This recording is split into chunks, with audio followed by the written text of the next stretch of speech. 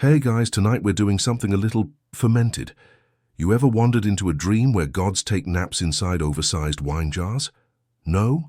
Well, lucky you, because that's exactly where we're going. Picture this, a warm, grape-scented breeze, cicadas humming lazily in the vines, and at the center of it all one very relaxed god, passed out like it's the end of finals week. His hair's tangled in ivy, one sandal's missing, and the wine sloshing around him is older than your grandma's olive oil jar. That's Dionysus, the original party god, taking what might be history's most dramatic nap. And no, this isn't going to be the usual epic. There's no clashing of titans here, no world-saving quests, just a slightly inebriated god, a series of bizarre events, and a journey so slow and meandering that your brain might just wander off before the plot even does. So, before you get comfortable, take a moment to like the video and subscribe, but only if you genuinely enjoy what I do here. Oh, and tell me in the comments, where are you listening from tonight? What time is it there? Midnight in Manila, 2 a.m. in Toronto? I'm always curious. Now dim the lights, maybe turn on a fan for that soft background hum, and let's ease into tonight's journey together. You stumble into a clearing. The moon is hanging low, casting a silver puddle of light across the ground. There's something odd here, not ominous, exactly. Just slightly off, like a dream you're pretty sure started out as a grocery run, but now involves flamingos and a courtroom. In the middle of this grove, there's a massive wine jar, amphora-shaped, about the size of a tiny house. And yes, there's a person inside it, sleeping, curled up like a kid in a beanbag chair. You squint closer. Is that grapes in his beard? It's Dionysus, god of wine, theater, madness, and that one uncle who shows up to weddings with a ukulele and no shoes. You tiptoe closer. The god lets out a soft snore. A butterfly lands on his eyebrow. He doesn't notice. This is where the story begins. Or maybe, where it's been stalled for centuries. You sit down in the grass and just listen. And slowly, like steam rising from a late-night kettle, the tale unfurls. See, Dionysus wasn't always this mellow. There was a time when he was the divine embodiment of chaos in a toga. His parties made Coachella look like a PTA meeting. But to understand how he ended up here, passed out in a giant decanter, we have to rewind, way back. Now, the first weird thing about Dionysus is that he was born twice. Yep, 2 birthdays. One from his mortal mother Semele, and another, get this, from Zeus's thigh. Yeah, his thigh. Because when Semele got vaporized by divine lightning, long story, Zeus stitched the baby Dionysus into his leg like the world's strangest kangaroo pouch. That's some serious paternal commitment. And even before that second birth, the kid had drama following him like glitter after a craft day. Hera, Zeus's wife, wasn't thrilled about the affair or the baby, so she did what any mythological queen might do, sent people to kill him, repeatedly. Dionysus survived every time, like a wine-soaked cockroach. Eventually, Zeus decided that enough was enough. He handed the infant off to a cluster of nymphs and a rather overqualified satyr babysitter named Silenus. They raised Dionysus in secret, in a cave filled with lullabies. Goat cheese and enough magic vines to make Tarzan jealous. You blink, and the grove shifts. You see young Dionysus toddling through vineyards that seem to bloom at his touch. Every grape he brushes bursts with flavor. Every cup poured from his hand makes people giggle uncontrollably, even when they were crying a minute ago. But something else grows with him. Not just joy, but unpredictability. People laugh when he's near, but they also scream. He can turn water into wine and wine into wildfire, and so the gods whispered about him. Too mortal, some said. Too divine, muttered others. Neither side really trusted him. Even now, sleeping in his wine jar, he seems caught between 2 dreams, one mortal, one godly. You look back at him. He stirs, maybe dreaming of leopards in tuxedos, maybe dreaming of the first time someone tried to tell him no. That's the thing with Dionysus. He doesn't like limits. Even naps are taken in epic style. This jar, it's from the legendary cellar of Midas himself, gold-plated on the bottom and rumored to hum when the moon is full. No one knows how it got here. Maybe it followed him. Or maybe he just got tired of running. Some scholars still argue whether this moment actually happened, whether Dionysus truly slept here, or if it's just a metaphor. But metaphors can be real too, especially when you're this deep in myth and moonlight. Breeze rustles the vines. You lean back, exhale slowly. The god keeps snoring, soft and steady. And as the first tendrils of sleep coil around your own thoughts, you hear faint music, like flutes played underwater. Fuzzy, distant, familiar. Next time we'll follow Dionysus into the earliest vineyards, where a single sip changed history. But for now, rest easy. You blink slowly. The grove is still, but it's warmer now, like the sun's decided to press a gentle hand on your shoulder. Dionysus shifts inside his enormous amphora, mumbling something about figs and theatre tickets. But you're being pulled backward through time again. Back to the very first vineyard, the one that made all this chaos possible.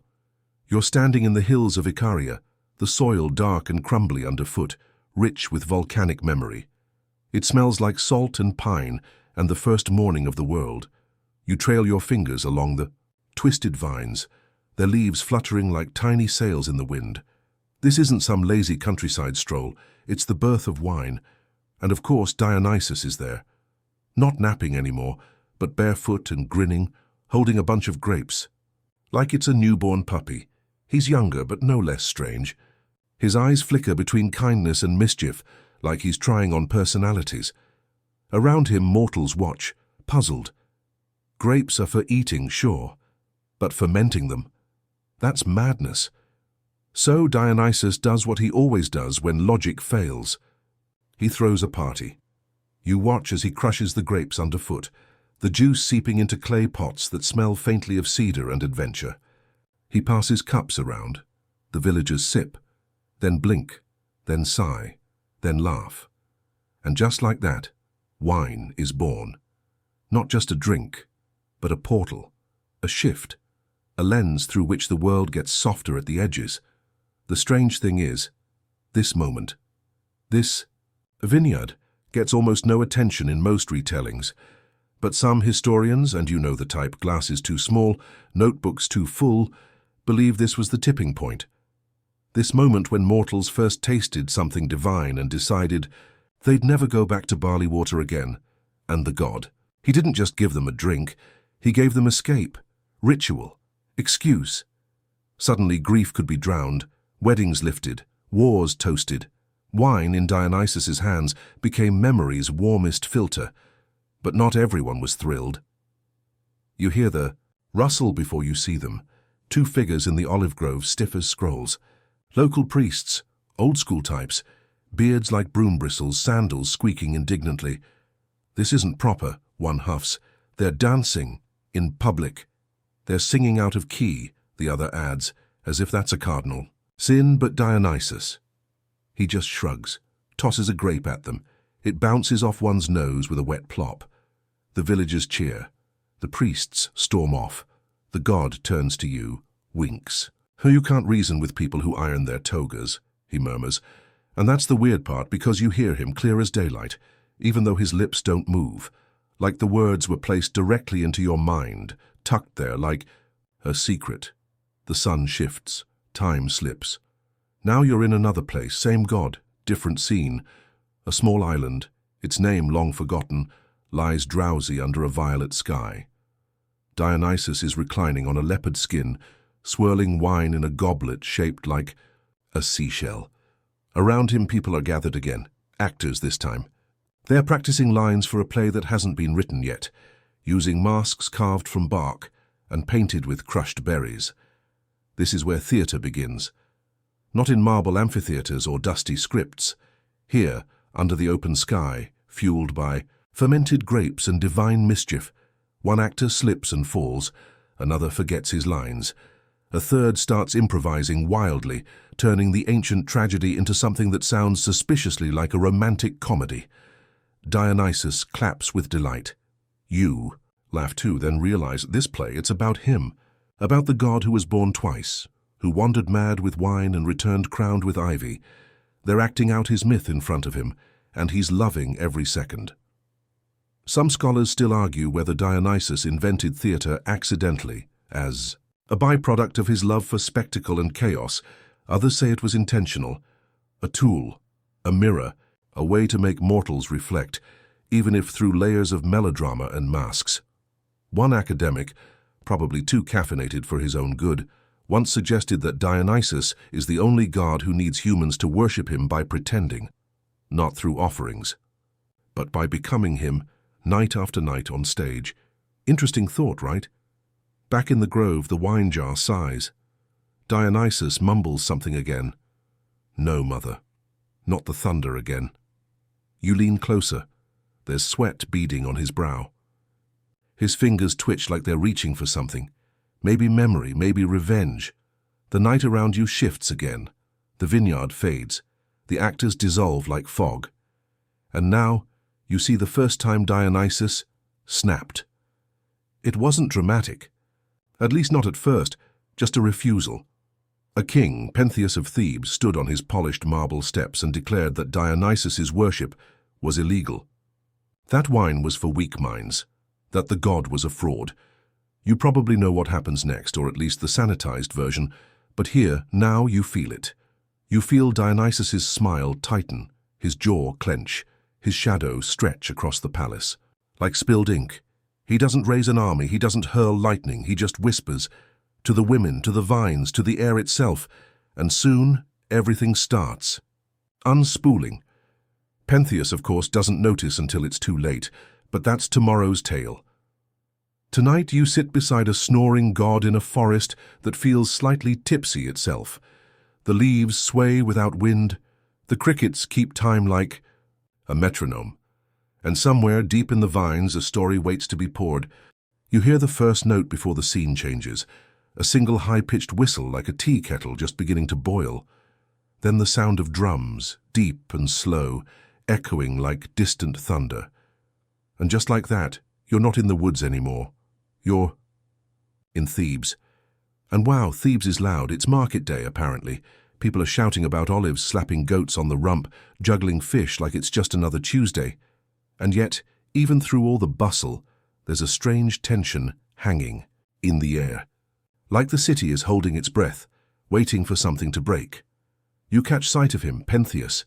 He's younger than you'd expected, face sharp like he's always just tasted a lemon. His sandals are polished.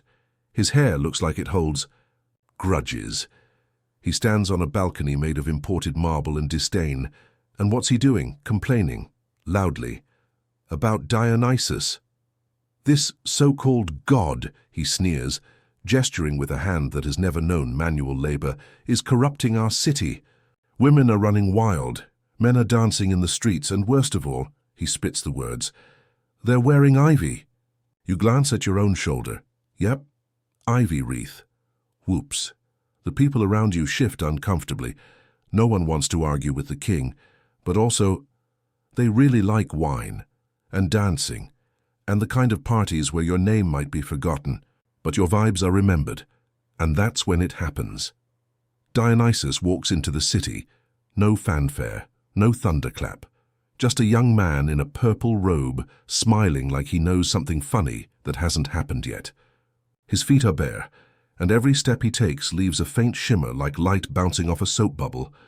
You're the only one who notices that part. He approaches Pentheus calmly, offers a cup. Try, he says, voice smooth as honey dripped on silk. Understand, Pentheus scoffs. I understand delusion when I see it.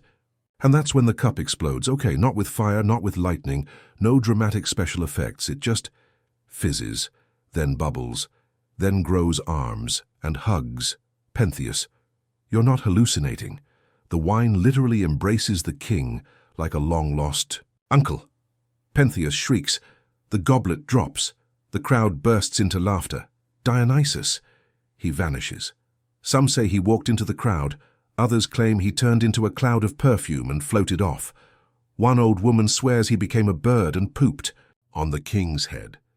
We'll never know. But this is where things start to bend.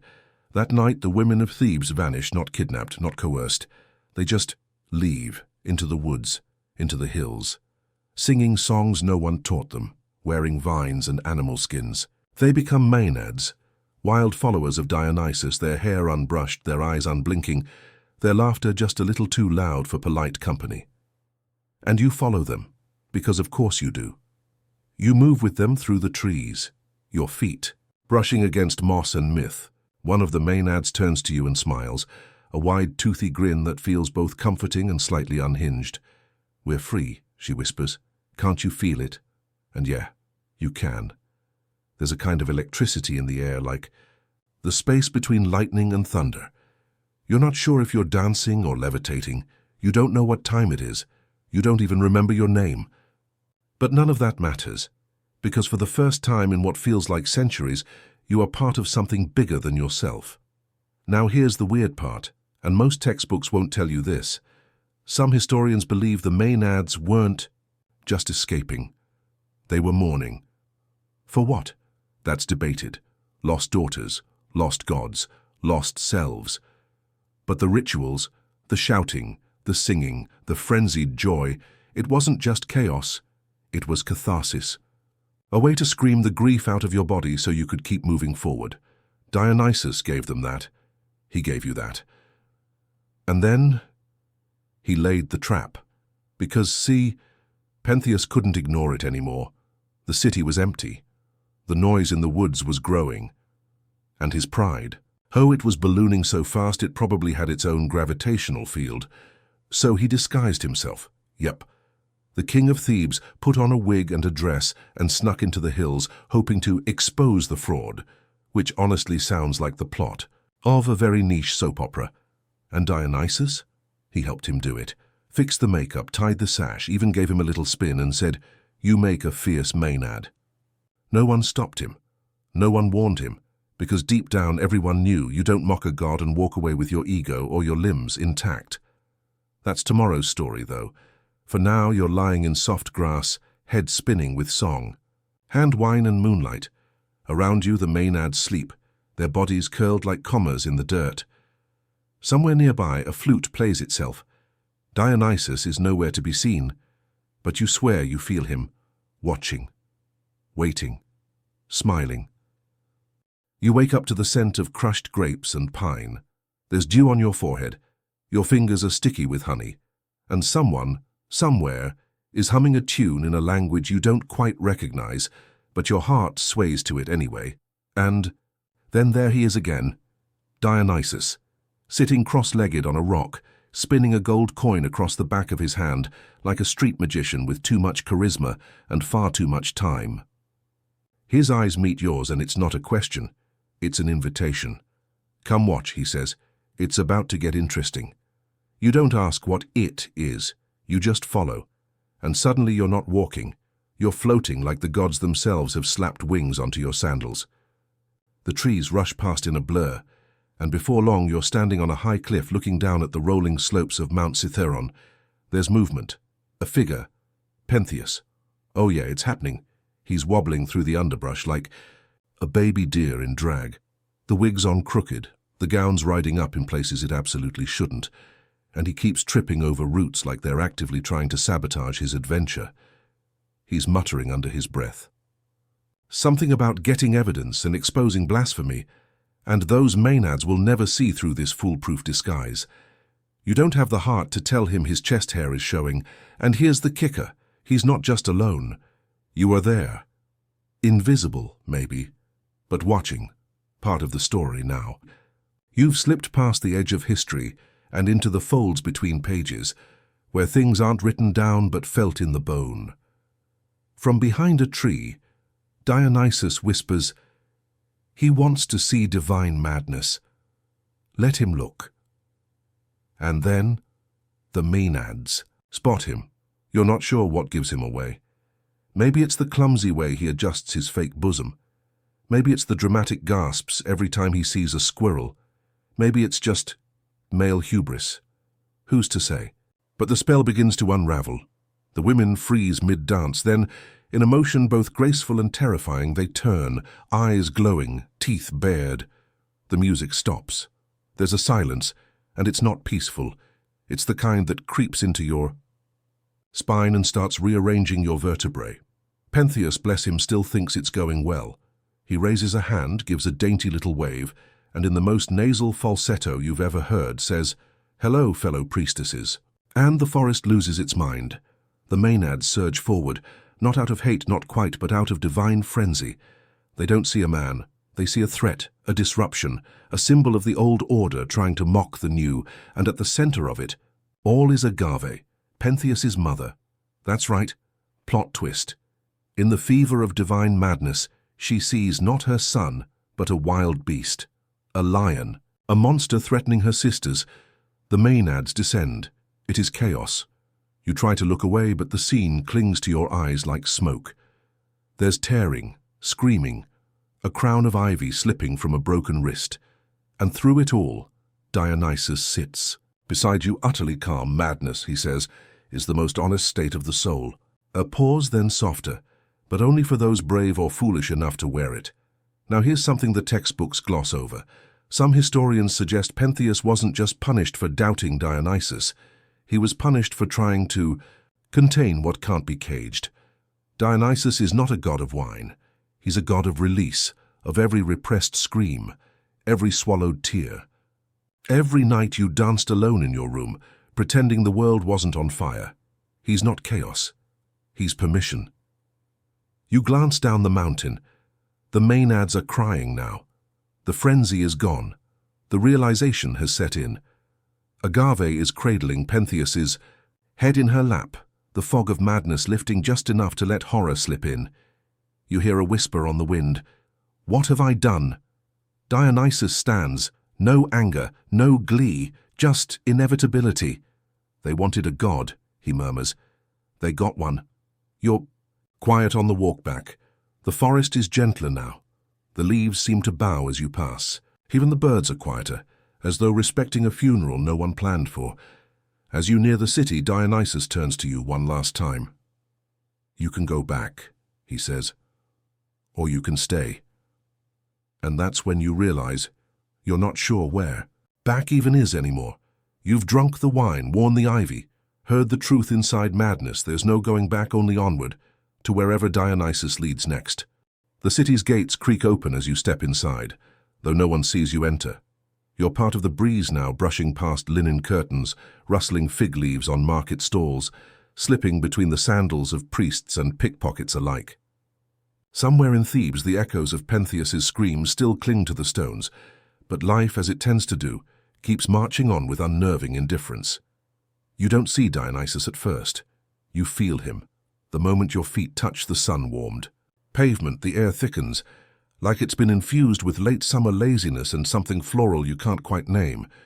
Maybe jasmine, maybe trouble. And then there he is again, barefoot, balanced on the rim of a wine jar the size of a small elephant. He winks. You wonder briefly if he's planning to dive in. He is. But first, a story. Let me show you what came next, he purrs. After the tears, after the tragedy. When mortals do what they always do after a lesson they don't want to learn, they forget. He claps his hands and suddenly the scene changes. It's Athens now. Same heat, same sky, but a different vibe entirely. You're in a theater, open. Hair seats made of stone, and the scent of roasted almonds wafting in from a food vendor, who's definitely overcharging. Rows upon rows of Athenians sit, sandals kicked off, fanning themselves with folded papyrus programs. They're here for the Dionysia, a festival, a celebration, a distraction. The plays are tragic, yes, but it's also performative. Here's the thing nobody tells you. After Dionysus broke Thebes, he didn't retreat. He expanded. Festivals, processions, ecstatic dances. Cities invited him in, not out of piety, but out of fear. Better to host the god of madness than become his next cautionary tale. So they built him theaters, gave him masks, turned his stories into script. You watch as a playwright named Thespis climbs onto a makeshift stage. He's nervous, sweating through his tunic, and delivers the first ever solo performance in recorded Western history. That's right, Dionysus invented actors. Before Netflix, before Hollywood, Before interpretive dance TikToks at 2 a.m., there was this: one man, one mask, one divine chaos masquerading as culture. Dionysus leans over to you and whispers, "You like drama, don't you?" You don't answer, but your smile betrays you. Now here's a weird little fact. Ancient theatre masks weren't just for show. The mouthpieces were carved to amplify the actor's voice like a built-in megaphone. So when someone wailed on stage, the whole city block heard it. Dramatic? Yes, overkill, absolutely, but so very Dionysian. And here's the part scholars still bicker about over stale coffee and quiet libraries. Did these festivals tame Dionysus? Or did they make his madness more palatable? Because while mortals laughed and cried in their amphitheaters, the god himself, very real, very barefoot, wandered the streets, watching, always watching. You follow him now through Athens' twisting alleys, past drunk philosophers reciting half-remembered poetry, past potters painting scenes of Maenads on wine cups, unaware that some of those scenes were eyewitness accounts. He leads you to the edge of the city where a smaller gathering is forming. No tickets, no scripts, just bodies, dancing, sweating, laughing, until they cry. You want to join them, don't you? Of course you do, because there's something honest here, something ancient. The way the music doesn't follow a pattern. The way the wine hits not your tongue, but your spirit. The way a stranger pulls you into a circle without asking, and suddenly your feet know steps they were never taught. It's not madness, it's memory. Somewhere in the crowd, you see Dionysus. Again, he's not leading, he's not commanding, he's just there, a presence, a pulse.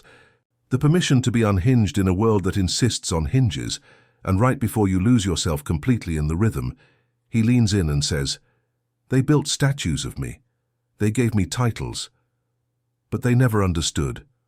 I'm not a god of wine. I'm the god of the moment before the glass breaks." A beat. Then he adds, almost as an afterthought, "Also, naps. I invented those too. You're welcome." You laugh, maybe harder than you should, but it's okay. You're not here to make sense of things. You're here to feel them, and that, according to Dionysus, is more than enough. The dawn doesn't so much rise as leak across the sky, like spilled milk from a celestial amphora. You're lying on a hillside now, your head resting against sun-warmed grass, the kind that leaves small green tattoos on your cheek. Dionysus is beside you, lazily picking grapes off a vine that definitely wasn't there 5 seconds ago. The world smells of wild thyme and old secrets. He's humming. Not a song, really, more like the idea of one. You recognize it anyway. It's the tune people hum when they're not sure if they're awake or dreaming. He pops a grape into his mouth and says, "You ever hear the one about Midas?" You blink up at the sky, clouds shaped like lyres and lounging lions, and nod. But you haven't heard his version. "So," he begins with that telltale smirk, "there's this king. Loves gold. Loves golden things, golden goblets, golden plates, probably even golden socks if he could manage it. One day he does me a favor, rescues my old tutor, Silenus, who got drunk and fell asleep in a rose bush. Classic. You can't help but snort. Silenus, as Dionysus tells it, is like that one uncle who drinks too much at weddings and insists on giving unsolicited life advice while doing interpretive dance. Anyway, Midas shows hospitality, offers Silenus wine, cheese, the good figs. In return, Dionysus offers the king one wish, and Midas, of course, wishes for the stupidest thing imaginable. "Everything I touch turns to gold," he says. Dionysus gives him exactly what he asks for, and for about 6 hours, it's awesome. Golden. Apples, golden chairs, the golden breakfast. But then Midas goes to hug his daughter. You know how that ends, and if you don't, let's just say, solid gold makes for a terrible bedtime story. Now here's the bit they never teach in school. Midas didn't regret the wish because of the tragedy. He regretted it because he got bored. The wine turned to gold before it touched his tongue. The bread cracked his teeth. Even his bathwater shimmered and hardened before he could sit down. He begged Dionysus to take it back, and Dionysus, surprisingly chill, told him to wash in the river Pactolus. Nice river, Dionysus says now, casually tossing a grape in. The air. Still sparkles, you know, the sands turned gold. That's why Lydia got so rich. Well, one of the reasons. You glance over at him, narrowing your eyes. Did you plan it that way? He shrugs.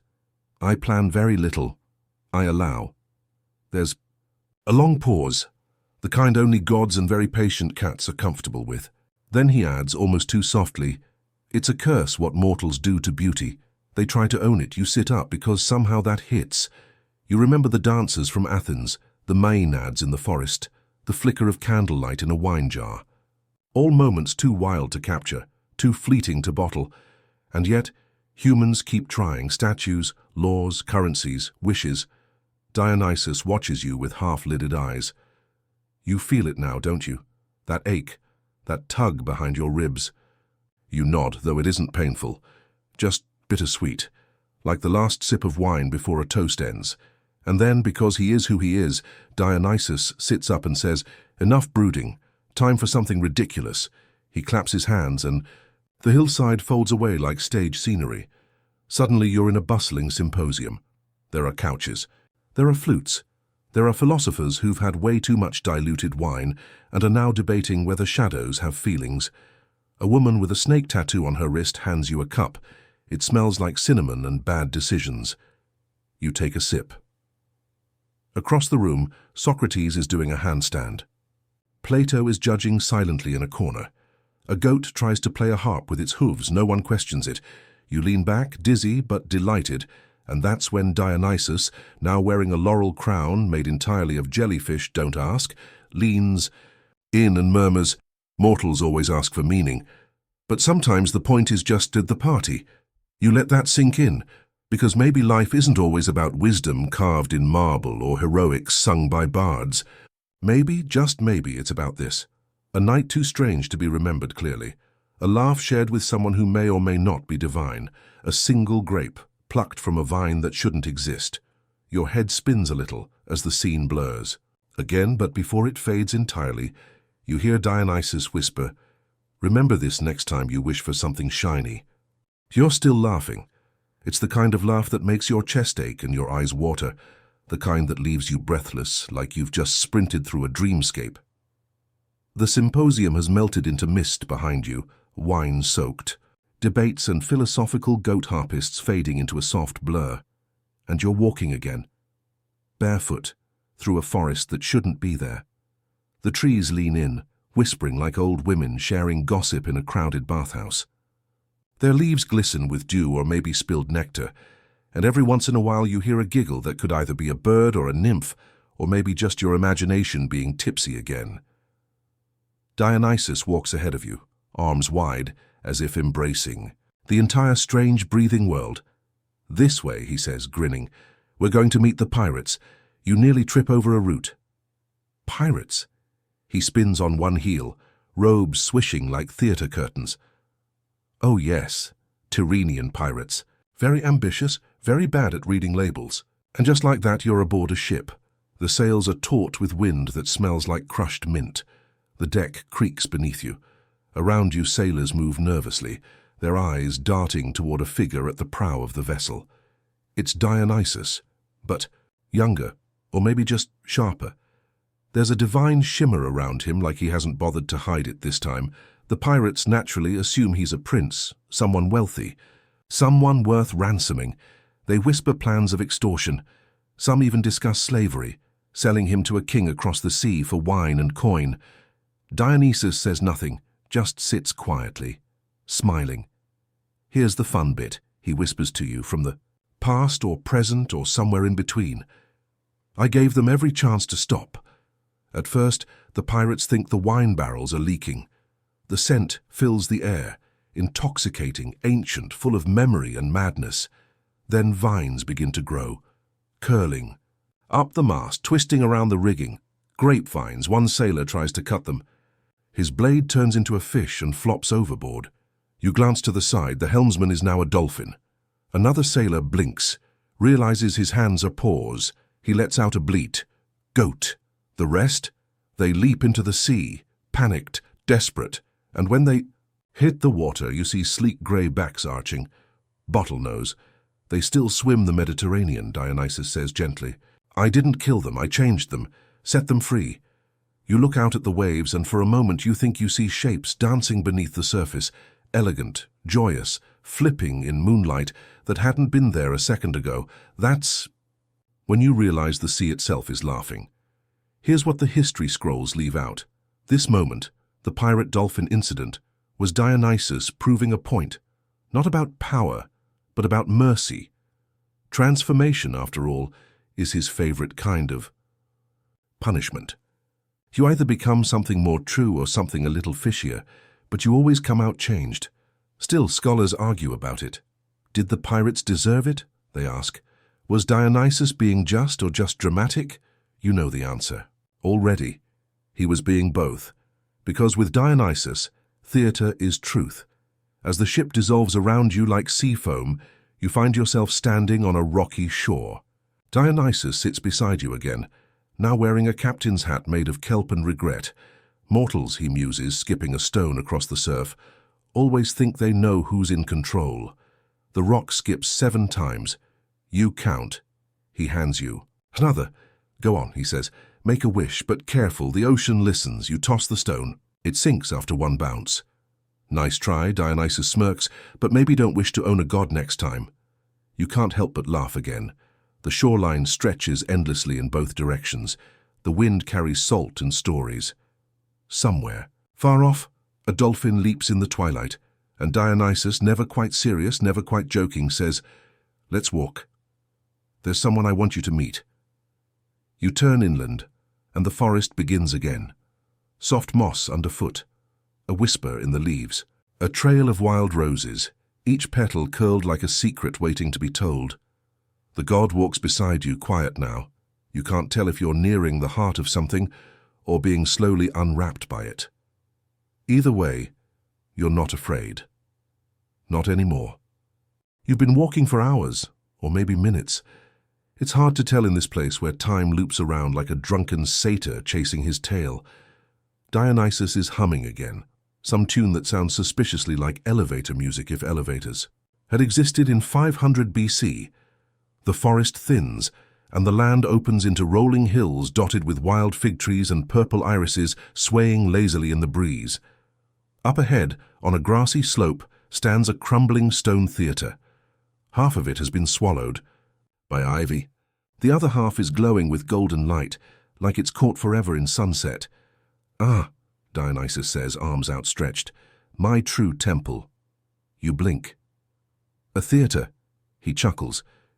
"You were expecting a marble palace with flaming torches and eternal hymns. Please. That's Apollo's vibe. I prefer front row seats and thunderous applause." You walk toward the stage where fig leaves litter the ancient floorboards. A few goats are chewing on programs that clearly read, "Tonight's tragedy, Orpheus." Again? The air smells of laurel and old wine stains. This, Dionysus says, is where mortals learn to become gods, at least for a few hours.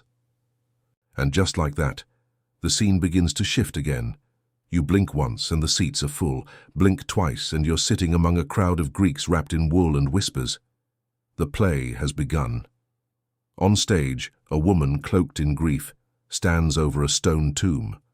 Behind her, masked figures chant in unison, their voices low and rhythmic like waves on marble. The story is familiar. A king, torn apart by his own arrogance, a daughter caught in a web of duty and defiance, a chorus trying their best not to. Get cursed.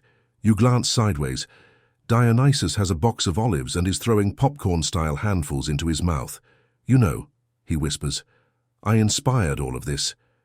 They say Thespis was the first actor, but he was just trying to impress me. Tripped over a goat and boom, tragedy was born." You raise an eyebrow. "Literally," he adds. "The word tragedy means goat song." You try to imagine a Broadway musical starring livestock. And yet, he continues more softly now, this is how humanity copes, by turning their pain into performance, their joy into ritual, their questions into masks.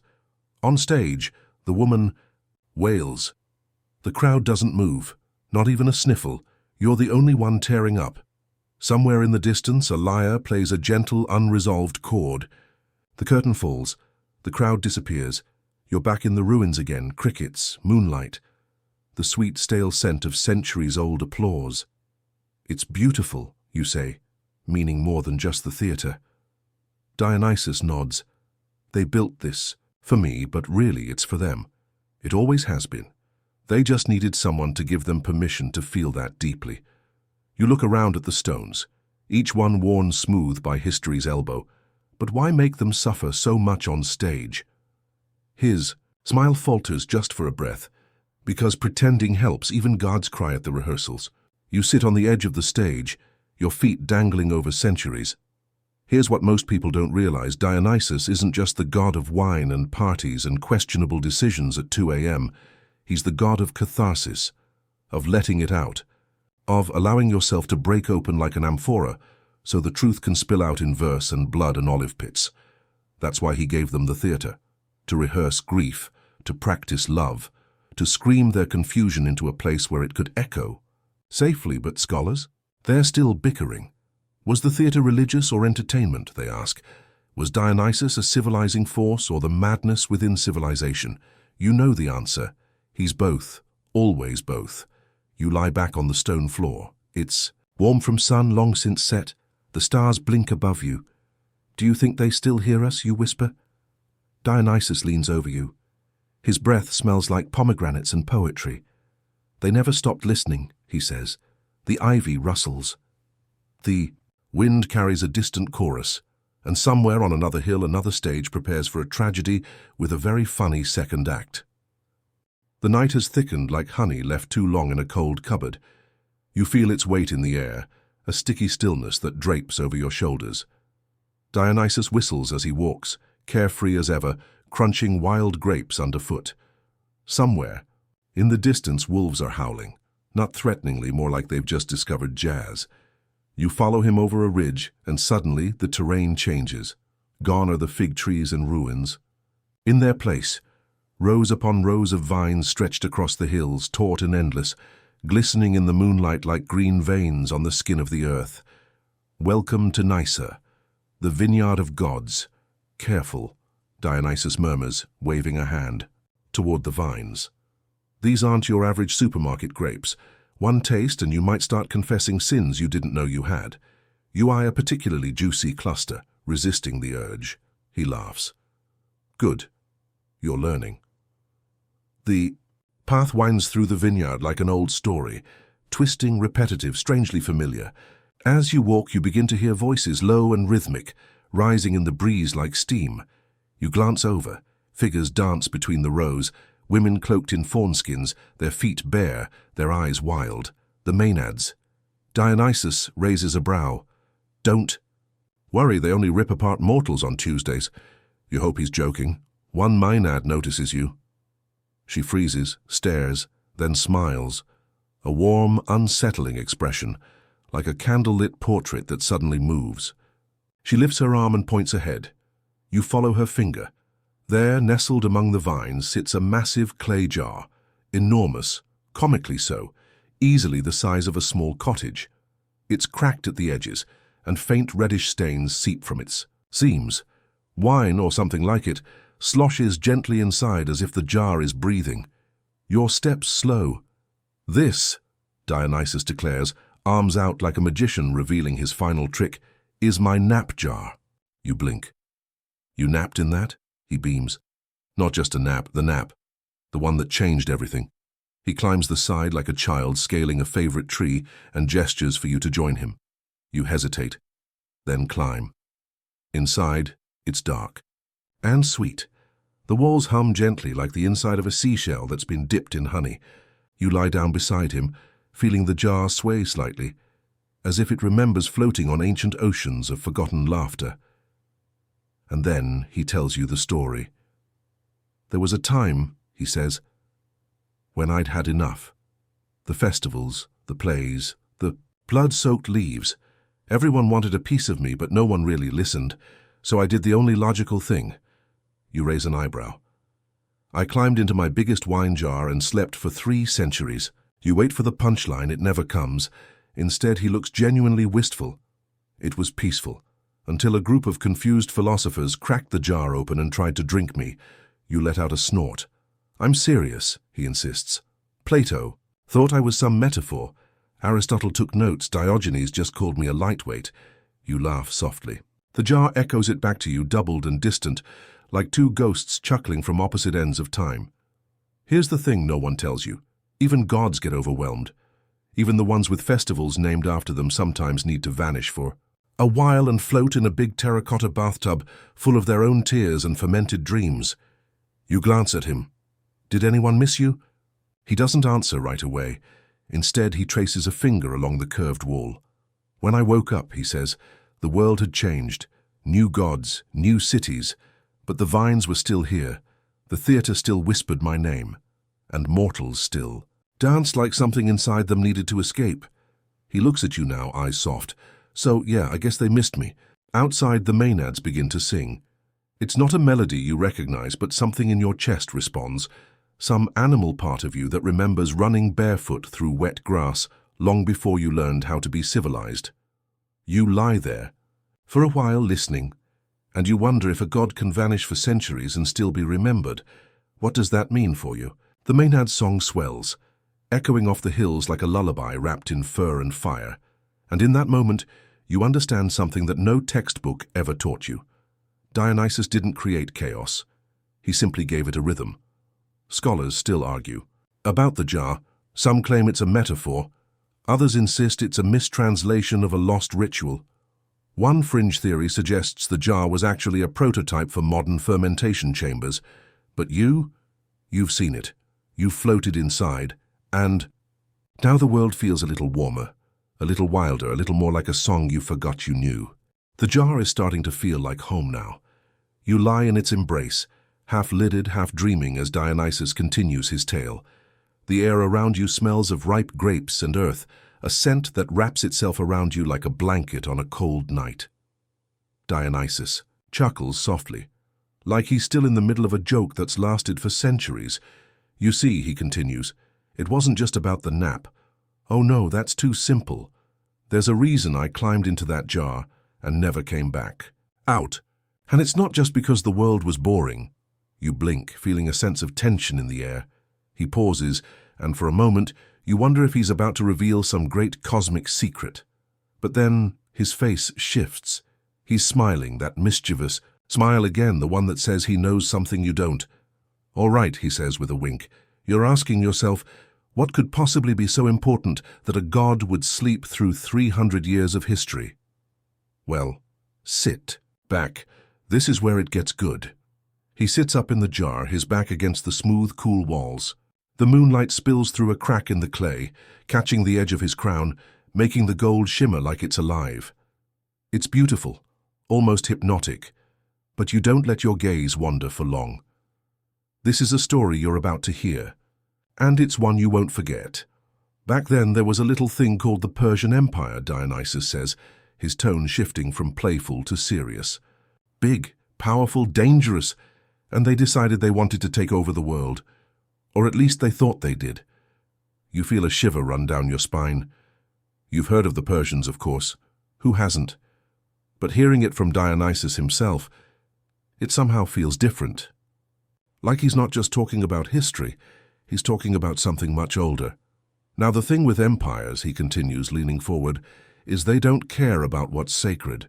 They care about power, and power comes from control. They wanted to control everything. The gods, the people, the lands, they thought they could conquer it all. Dionysus pauses, his gaze distant as he reflects on something you can't quite grasp. It's almost as if he's reliving something that happened ages ago, but still lingers in his memory. But they made one big mistake, he says finally. They underestimated us. Us, you ask, raising an eyebrow.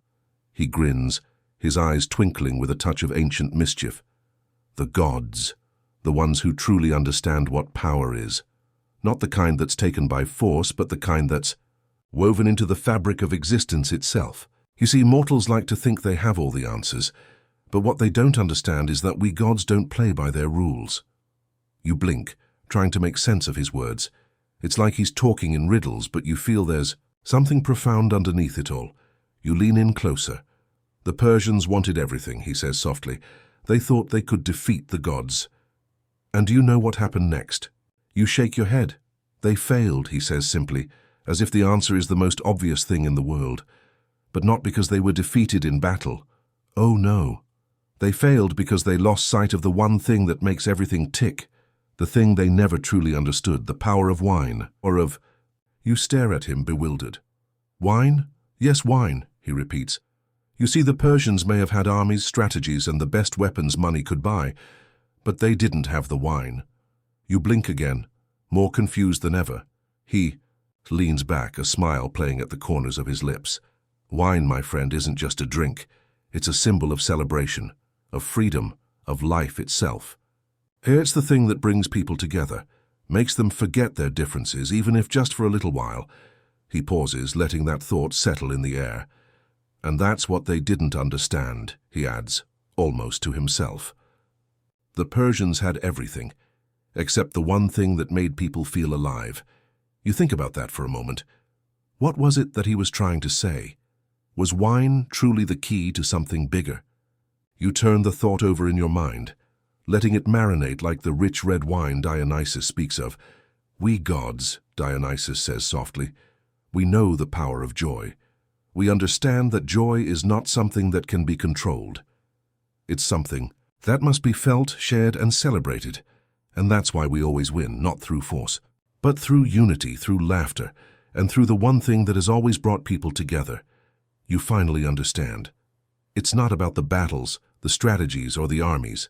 It's about the connection, the shared moments, the joy, the things that make life worth living. So what happened to the Persians, you ask, eager for more? Dionysus grins, his eyes narrowing slightly. Oh, they lost, but not in the way they expected. In the end, it wasn't the gods that defeated them. It was the simple act of raising a glass in celebration that proved stronger than any army. He leans back in the jar again, closing his eyes as though savoring the memory. And in that moment, you realize that the lesson isn't just about wine or power. It's about how the simplest things, the things that make life beautiful, are often the ones that endure the longest. The Maenads are still singing outside, and their voices rise in the night like a slow, rolling tide. You listen to their song, feeling its rhythm in your chest. It's not the song of war or triumph, it's the song of life. Dionysus smiles again, but this time it's a quieter smile, one that holds the weight of centuries. We don't always need to fight to win, he murmurs. Sometimes all we need is a jar full of wine and a good story. The night drapes itself deeper over the land. The song of the Maenads fades to a soft echo, like the last swirl of wine at the bottom of a goblet. You shift inside the warmth of the jar, the clay curving around you like a cradle, and you can feel your heartbeat sinking with the gentle hum of Dionysus's voice. It's steady now, calmer, but no less full of wonder. He takes a long, deliberate breath.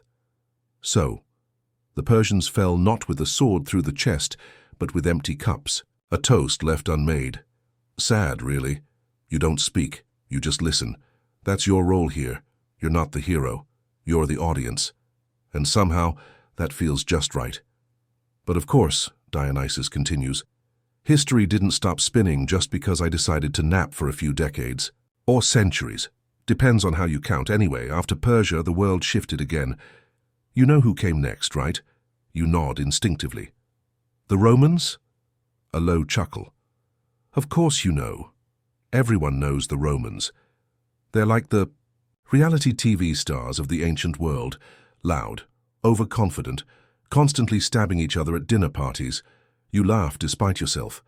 They thought they were divine too, he muses, fingers tapping lightly on the rim of the jar. And in fairness, they weren't entirely wrong. Some of them, anyway. He leans in slightly, lowering his voice like he's about to spill an ancient secret. But let me tell you something strange. Something that historians, bless their dusty sandals, are still scratching their heads over. You tilt your head. In the early days, when Rome was still mostly mud huts and goats, he says, they had a strange little ritual. Before a big decision, war, trade, choosing a king, they'd pour wine on the ground. You blink. A sacrifice? Sort of, he says, eyes twinkling. But not to their gods. To mine. A pause. You? Yep, he says with a pop. Of the lips. To Dionysus.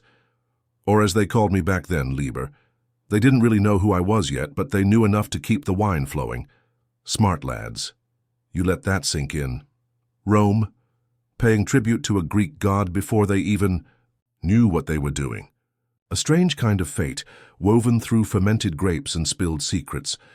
They say, he continues, that in the earliest festivals of the Roman Republic, when the wine was too sour and the bread too hard, the people would dream of vines, creeping across the cobblestones, of laughter echoing through the hills, of a voice mine singing nonsense songs in the dark. His voice trails into a soft hum, almost like he's remembering the lyrics. Historians still debate whether Liber and Dionysus were ever truly the same, he adds, shrugging one shoulder. Some say yes, some say no. Some argue about it. For decades in university basements. But you and I, we know the truth. What truth, you ask, that I never really leave? Wherever there's joy, rebellion, dancing until your sandals break, I'm there, even if no one remembers my name. It hits you in a strange, tender way. The idea that gods could fade, not because they died, but because they were forgotten, lost like a cork in a sea of centuries. And then, he continues, voice quieter, the Romans got serious, too serious. The wine turned bitter, the laughter got forced.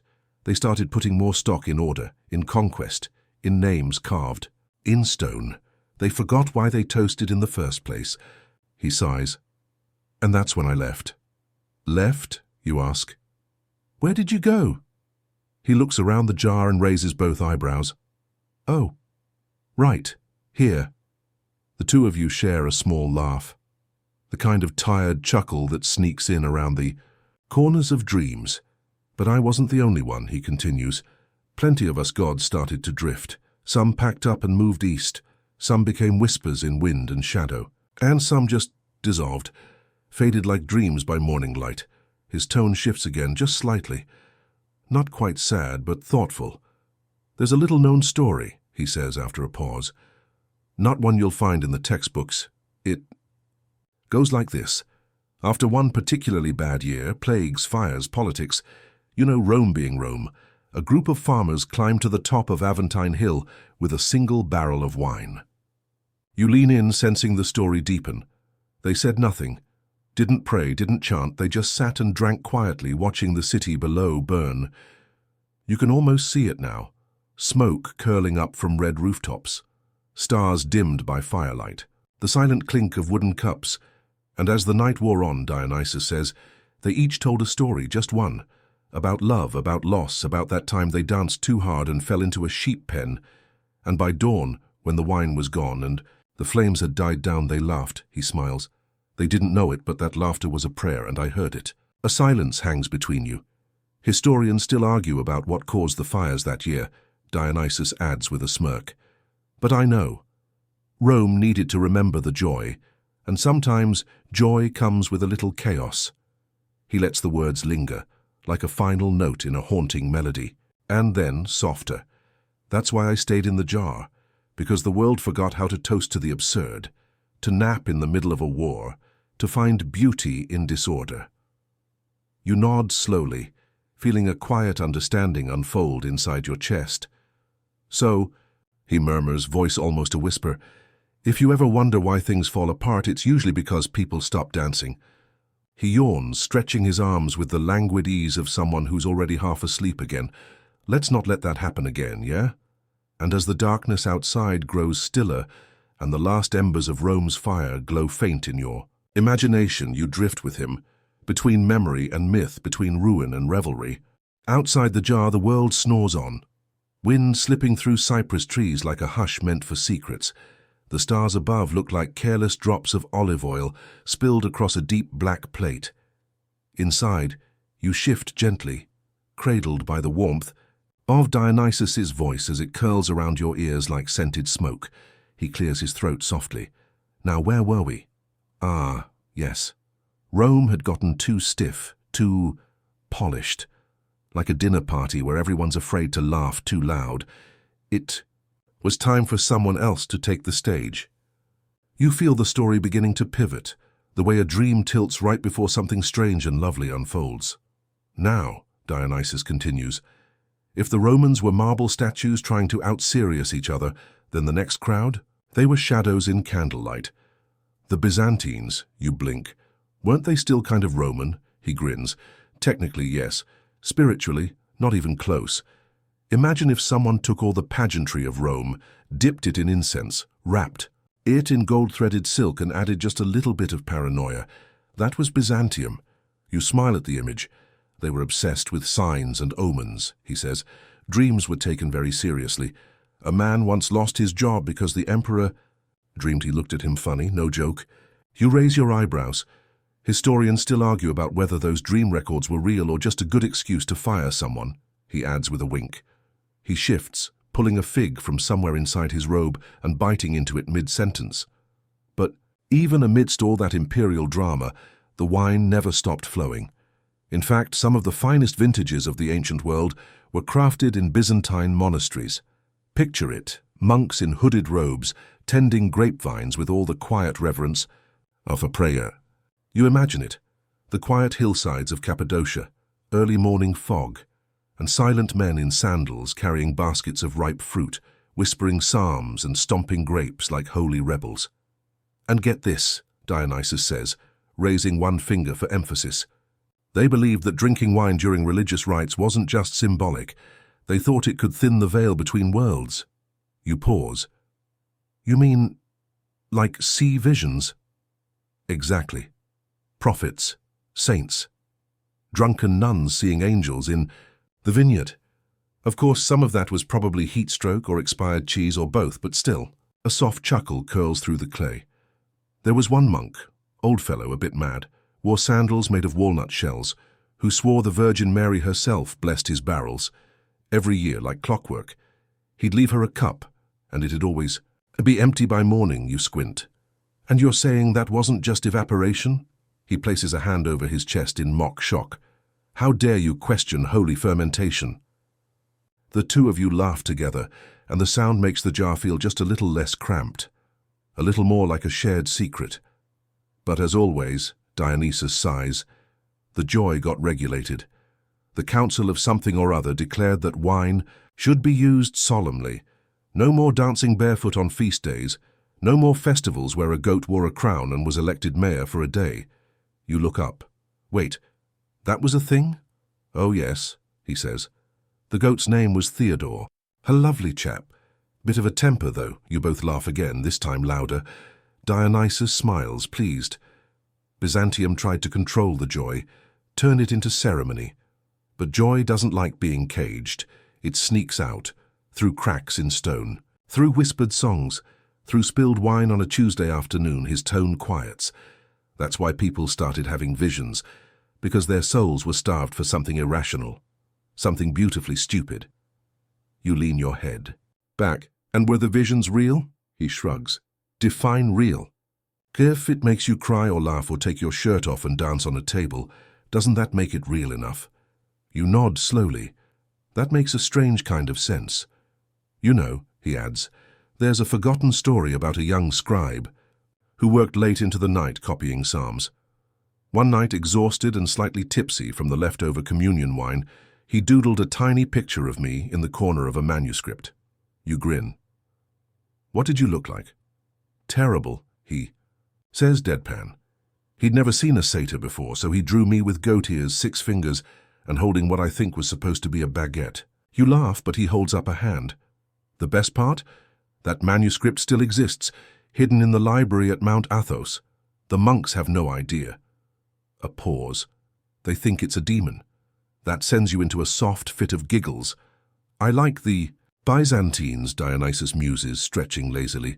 They were strange, grand, paranoid. But somewhere in their golden chaos they remembered how to dream, even if they had to do it in secret. He looks at you, eyes gentle. You ever dream of something that felt bigger than you? You nod. Maybe too quickly. Good, he says. That means there's still room inside you, for stories, for madness, for gods who nap in jars. You shift again, the clay smooth against your back. Let's stay here a little longer, he whispers. It's not morning yet, and we haven't even gotten to the part where a bishop excommunicated a vineyard for producing wine too joyful. You blink. That actually happened. He leans in, grinning. Would I lie to you? The stars blink once overhead, And outside, the night deepens like the color of wine in moonlight. You're still curled inside the wine jar, your limbs softened by the lull of Dionysus's voice, and the imagined scent of grapes just barely turned to nectar. Outside, the night is deep velvet, so dark it feels like velvet stretched over your eyes. Inside, the god shifts and breathes, a presence as steady and warm as a hearth-fire. "Now where were we?" he murmurs. "Ah, yes, joy being regulated, wine being watched, and dreams being written down in dusty scrolls like receipts." You exhale slowly, body sinking deeper into the cool clay as the god continues. "But of course," he says, "nothing lasts forever, not even Byzantium, not even the goat mayors. Eventually, even the wine had to be smuggled into joy." He pauses, chuckling. "Enter the Islamic Golden Age." You blink. "Wait, wasn't alcohol forbidden?" A nod. "Forbidden, yes. Forgotten, no." There's a sparkle in his tone as he begins the tale. "You arrive in Baghdad," he says, voice painting images across your mind, a city bursting with knowledge, poetry, and the scent of spice markets that stretch for miles. You can hear the call to prayer, the clink of astrolabes, the rustle of scrolls written by geniuses in languages, no longer spoken aloud. You can almost feel the marble beneath your feet, the coolness of a tiled courtyard, the echo of soft sandals slipping down corridors of caliphate libraries. Islamic law had strict rules, Dionysus says, and for many those rules meant complete abstinence. But, and this is very human, people got clever. You feel his grin through the darkness. Some doctors argued wine could be used medicinally. Others brewed fermented date juice and claimed it was just fruit that had a bad day. And poets? Oh, poets were the worst offenders. You chuckle. There was a man, Abu Nuwas, wrote entire odes to wine, compared it to moonlight, to wisdom, to the curve of a lover's shoulder. He called it the key to paradise tucked in a flask. You raise an eyebrow. Wasn't he punished? Oh, repeatedly, Dionysus replies cheerfully. But also adored, because even caliphs need someone to speak what they won't say out loud. He grows softer, and the irony? These were people who built some of the most precise instruments of knowledge the world had seen. They calculated stars, charted veins, built mechanical lions. But in the dead of night, many of them would whisper poems about wine, longing, and the madness of longing for joy they were told not to touch. You picture it. An astronomer sitting in the observatory tower, glass of pomegranate wine half hidden behind a scroll of lunar calculations, a prayer rug beside a wine-stained manuscript. The truth, Dionysus says, is that people never stop seeking the divine. Sometimes they just try to find it through math and sometimes through Merlot. You smile, that makes strange, comforting sense. Want to hear something strange? He asks. You nod. Some of the greatest advances in distillation techniques, the science of turning liquid into something even more intoxicating, were developed in this very era. Not for drinking. Officially, it was for perfumes, medicine, chemistry. He leans close. Unofficially, there's a recipe in a 9th century manuscript for a peach liqueur that'll make you speak 5 languages and forget your own name. You laugh. Did you inspire that too? I inspired everything, he says smugly, even when they swore I didn't exist. You're quiet for a moment, listening to the faint outside hum of wind brushing olive leaves. So, were they happy, you ask, Dionysus thinks. Some were, some weren't, but they were curious, and curiosity, my dear dreamer, is the sibling of joy. He stretches again, robe rustling like wind in date palms. I met a man once in Cairo, and he says, a philosopher who'd sworn off everything, wine, song, sleep, just study. He believed pleasure weakened the intellect. You squint. Did you mess with him? Dionysus smiles. I waited until he was old, near death. Then I appeared to him in a dream, not as a god, but as a glass of amber wine gently steaming. You laugh. What happened? He cried, Dionysus says gently. Said he'd missed something vital, not because he didn't drink, but because he never allowed himself to delight in anything meaningless. You fall into a hush, the god adds. There's nothing wrong with meaning. But sometimes a perfectly meaningless moment, like laughing at a goat with a laurel crown, can save your soul. You nod, eyes closed now. And in those years, even in the heart of rules and reverence, he says, joy found ways to slip in gardens, in poems, in little jars of apricot wine passed hand to hand under moonlight. Historians still argue, he says, about whether that joy was rebellion or survival. Maybe both. A pause. But I know, Dionysus whispers, that even in silence the soul sings, and the tune often smells suspiciously like fermented figs. You chuckle softly, but your breath has slowed. Don't worry, he says. We'll travel again tomorrow, maybe west, maybe north, maybe somewhere cold where joy has to be brewed hot and spiced. A pause. For now, just rest. You're safe, and the story will still be here when you wake. The clay around you holds you like a second skin. Dionysus's voice trails off like the last curl of incense smoke. Outside, the world stays hushed. The air in the wine jar has grown thicker now, warm with a drowsy sweetness. Dionysus hasn't moved much. His presence hums like a lullaby in the clay. You shift slightly, your limbs syrupy, head lolling toward his voice as it stirs again. So, he murmurs, after we pass through Baghdad's shadowed corridors and peach-scented secrets, I thought we'd pay a visit to someone who really got the whole indulge responsibly memo completely wrong. You blink slowly. We're going north now, he says, to a place where wine ran through politics like scandal through a royal court, to a man whose every party came with consequences. A pause. We're going to meet Pope Leo X. You let out a tiny snort. A pope? Oh yes, Dionysus purrs. Popes are people too, and this one, he was a Medici. Which meant even his prayers smelled like truffles and debt. Outside the jar the scent shifts. You're in Rome now. Or rather, the lavish, echoing halls of the Vatican circa the early 1500s. Candles flicker from every alcove, and you can hear the low murmur of choirs rehearsing somewhere just out of sight. Leo, Dionysus says fondly, wasn't a bad man. Just a man who genuinely believed that if heaven was beautiful, earth should try to match the vibe. You imagine him, round, velvet-clad, reclining in a golden chair with a goblet that looks suspiciously not like communion. Taitwe, historians still debate on, the god says, whether Leo was corrupt or just bad at budgeting. He spent like the apocalypse was next Tuesday, you chuckle. What did he spend it on? Art, statues, tapestries the size of swimming pools, parties, pet leopards, and of course, wine. You imagine monks nervously pouring imported vintages into papal chalices, while scribes scratch figures in the margins of ledgers with worried brows. See, Leo believed that beauty brought people closer to the divine. And maybe he was right, until he realized all the indulgences had a price. You blink. You mean... Yes, Dionysus nods. The indulgences, the ones they sold like raffle tickets for salvation. Your heart gives a little skip. That, he says, led to a very annoyed monk named Martin Luther nailing his anger to a church door. You groan. Oh no, we're here. Dionysus grins. The Reformation, my dear, the point where wine became political, where joy had to pick a side. You see it now, Germany, colder, greyer, a monk staring down a wine-stained church that promised heaven in exchange for coin. Martin, Dionysus says, did not like parties, or at least not the ones Leo threw. He chuckles. But ironically, even Luther wasn't anti-wine.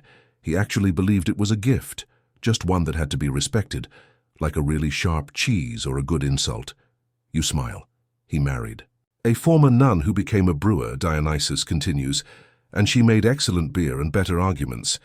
You raise your brows. Oh yes, he says, Katharina von Bora, sharp as a sword and brewed like one too. You feel a swell of admiration. So wine didn't disappear? No, Dionysus replies, but it got regional. Post-Reformation Europe was a patchwork of who drinks what. Catholics kept their reds. Protestants leaned into beer.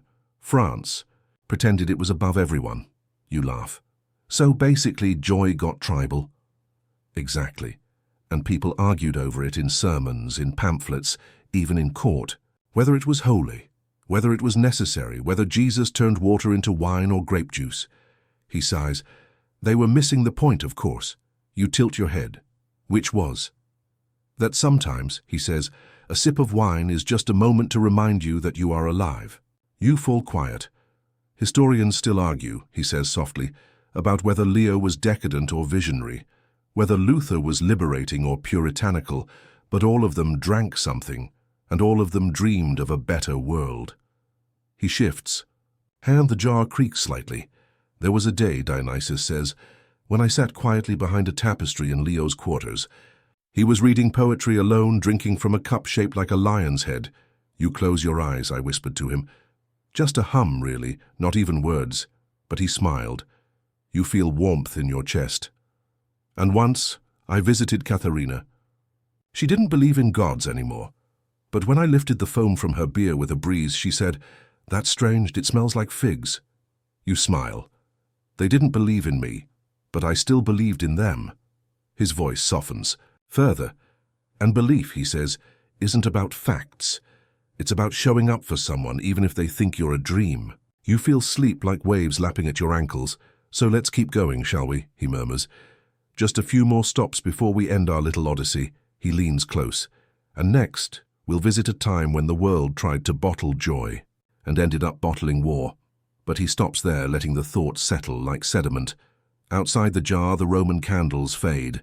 A monk's chant echoes faintly in the distance, and inside, Dionysus closes his eyes again. The silence lingers for a moment, thicker than before. It drapes over you like velvet curtains swaying gently in the dark. Dionysus exhales beside you, the breath slow and warm, carrying the faintest trace of crushed grapes and ancient dust. So, he says, our last stop. One more turn before the dream ends. You don't move. You just listen, your body a soft weight inside the jar. This time, he murmurs, we're going to the front lines, where wine wasn't poured in celebration but rationed, sloshed into tin cups by trembling hands, where it was less a pleasure and more to a prayer. The clay pulses with a new sound now, distant shellfire, the clang of metal on metal, the murmur of men speaking low in trenches. Your breath catches. You know where this is. World War I, Dionysus says. The war that broke time. The war where memory got soaked in mud. The wine jar becomes the inside of a dugout, damp, cramped. You feel the cold seep into your bones, the scratch of wool, the taste of iron in the air. Somewhere above, it's raining. But even here, God continues, they brought me. You blink. Oh yes. Every army issued rations, bread, meat and wine, or brandy, or whatever they had. A sip before the charge, a toast to the dead. You imagine trembling fingers clutching a flask, not in joy, but in desperation. Not to celebrate, but to forget. There was a young French soldier once, Dionysus says softly, who wrote poems in the dirt with a stick. His friends called him the vintner of Verdun, not because he made wine, but because he remembered how it tasted. You swallow. They say, Dionysus continues, he smuggled grape seeds into his kit, buried them in shell holes after battles, said it was for the future. Your chest tightens. Historians still debate, he whispers, whether those vines ever grew. But maybe that's not the point. You stare into the dark. Because in war the idea of a vineyard, he says, is itself a rebellion. You hear the hiss of a trench lighter, the tin clink of a cup, a soldier's murmur, half prayer, half joke. Even on the darkest nights, Dionysus says, they would pass around bottles, write letters, talk about wines they missed, the way a father poured it, the taste of the last wedding before the draft. He sighs. Sometimes I would sit beside them, he says. Invisible, silent, just to listen. You close your eyes. I never told them who I was, he says. Didn't seem fair. They didn't need a god. They needed memory. The jar hums now, not with magic, but with reverence. You feel the weight of 1,000 cups raised in shaky hands, the warmth of wine shared under bombs. And then, Dionysus says, the war ended, and they came home. And some forgot, but some remembered and planted vines. You picture a quiet hillside, a rusted helmet buried beneath rows of grapes, a place where laughter someday returns. There was one man, Dionysus adds, who Lost everything in the war, family, land, even his voice, but he opened a little cafe in Lyon. Every night he lit one candle, poured one glass and sat it across from him. For the friend who didn't come back. You feel tears behind your eyes. You don't wipe them. And people say, the god whispers, that sometimes the wine would ripple, even when the air was still. The jar is quiet again, I think, Dionysus says gently. That's why I nap now. Not because I'm forgotten, but because I'm full. You tilt your head. I've seen the best and worst of people, the raucous joy, the bitter regret. I've tasted every vintage of their hearts, he smiles faintly. And you, dear listener, you've stayed. Through gods and empires, through awkward weddings and revolutions and muddy boots in distant wars. He lays a hand on your shoulder, featherlight. So let's rest now. You've earned it. The jar begins to fade, not vanish, just soften, like fog at sunrise. You've tasted history, he says. You've traveled through it, felt the laughter, heard the debates. His voice lowers. And though I sleep again, know this, joy doesn't end. It waits, just beneath the surface. You breathe in deeply, the scent of old grapes, of parchment, of laughter long gone, still echoing. Tomorrow, Dionysus whispers, you can raise a glass to anything you want, to the absurd, the sacred, the everyday. The world dims.